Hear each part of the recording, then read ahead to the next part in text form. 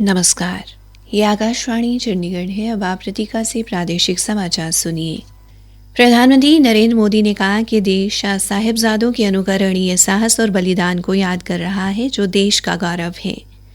उन्होंने कहा कि पिछले 4 साल में वीर बाल दिवस ने साहिबजादों की प्रेरणाओं और बलिदान को युवा पीढ़ी तक पहुंचाया है। आज नई दिल्ली के भारत मंडपम में वीर बाल दिवस पर राष्ट्रीय कार्यक्रम को संबोधित करते हुए प्रधानमंत्री ने ये बात कही। श्री मोदी ने कहा कि साहिबजादे भारत की अदम्य साहस और वीरता के सर्वोच्च आदर्शों की मिसाल हैं। उन्होंने कहा कि साहिबजादे उम्र की सीमाओं को तोड़कर क्रूर मुगलों के सामने चट्टान की तरह खड़े रहे।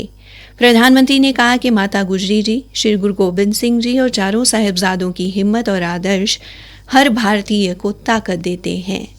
राष्ट्रपति द्रौपदी मुर्मू ने आज नई दिल्ली में वीर बाल दिवस के अवसर पर प्रधानमंत्री राष्ट्रीय बाल पुरस्कार प्रदान किए। इस वर्ष 18 राज्यों और केंद्र शासित प्रदेशों के 20 बच्चों को उनकी उत्कृष्ट उपलब्धियों के लिए सम्मानित किया गया है।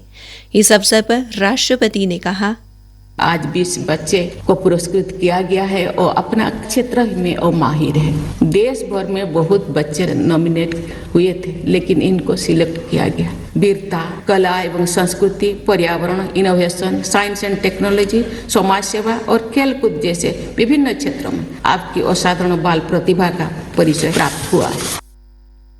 राष्ट्रपति ने कहा कि ये दिन हर साल श्री गुरु गोबिंद सिंह जी के साहिबजादों बाबा जोरावर सिंह और बाबा फतेह सिंह की शहादत की याद में मनाया जाता है। सिख पंथ के 10वें गुरु और सभी भारतवासियों के लिए पूजनीय गुरु गोबिंद सिंह जी और उनके 4 बेटों ने सत्य और न्याय के पक्ष में युद्ध और संघर्ष करते हुए बलिदान दिए थे। आज के दिन हम उनके 2 सबसे छोटे साहिबजादों का स्मरण करते हैं।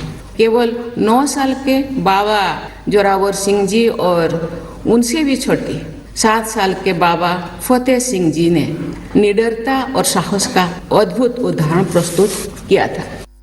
श्रीमती मुर्मू ने कहा कि उनका अद्वितीय बलिदान पीढ़ियों को प्रेरित करता रहा है। राष्ट्रपति ने कहा कि जब किसी देश के बच्चे देशभक्ति और उच्च आदर्शों वाले होते हैं तो उस राष्ट्र की मानवता सुनिश्चित होती है। हरियाणा कारागार विभाग महानिदेशक आलोक राय ने पंचकुला की सेक्टर 14 स्थित हरियाणा कारागार कार्यालय के बाहर जेल कैदियों द्वारा बनाए जा रहे उत्पादों के आउटलेट का उद्घाटन किया।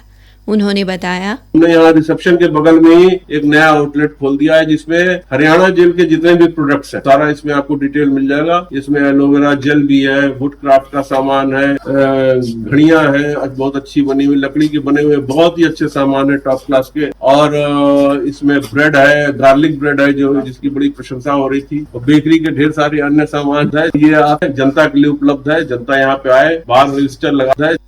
महानिदेशक ने कहा कि इसका मुख्य उद्देश्य जेल में रह रहे कैदियों का कौशल विकास और पुनर्वास करना है। उन्होंने कहा कि ऐसा एक आउटलेट पहले से अंबाला में चल रहा है। हरियाणा के मुख्यमंत्री नायब सिंह ने कहा कि राज्य सरकार अगले वर्ष विदेश मंत्रालय के साथ मिलकर विदेशों और कुरुक्षेत्र में और भव्य तरीके के साथ अंतर्राष्ट्रीय गीता महोत्सव का आयोजन करेगी। उन्होंने कहा कि सरकार इसके लिए पूरी योजना तैयार करेगी। मुख्यमंत्री नायब सिंह चंडीगढ़ में अंतर्राष्ट्रीय गीता जयंती मेला प्राधिकरण व कुरुक्षेत्र विकास बोर्ड की बैठक को संबोधित कर रहे थे। उन्होंने कहा कि धार्मिक और सामाजिक संस्थाओं को साथ लेकर महोत्सव को और भव्य स्वरूप दिया जाएगा। अगले वर्ष अंतर्राष्ट्रीय गीता महोत्सव के सरस और शिल्प मेले का आयोजन 5 दिसंबर से 25 दिसंबर तक किया जाएगा। महोत्सव के मुख्य कार्यक्रम 14 दिसंबर से 20 दिसंबर 2026 तक आयोजित किए जाएंगे। मुख्यमंत्री ने कहा कि आगामी वर्ष में कार्यक्रमों का आयोजन जहां जिला स्तर पर किया जाएगा, वहीं हरियाणा के प्रमुख और बड़े मंदिरों में भी गीता महोत्सव कार्यक्रमों के आयोजन की रूपरेखा तैयार की जाएगी। इससे पहले मुख्यमंत्री ने गीता मनीषी स्वामी ज्ञानानंद जी महाराज के साथ अगले वर्ष होने वाले अंतर्राष्ट्रीय गीता महोत्सव के आयोजन बारे विस्तार से चर्चा की। इसी के साथ ये समाचार बुलेटिन समाप्त हुआ।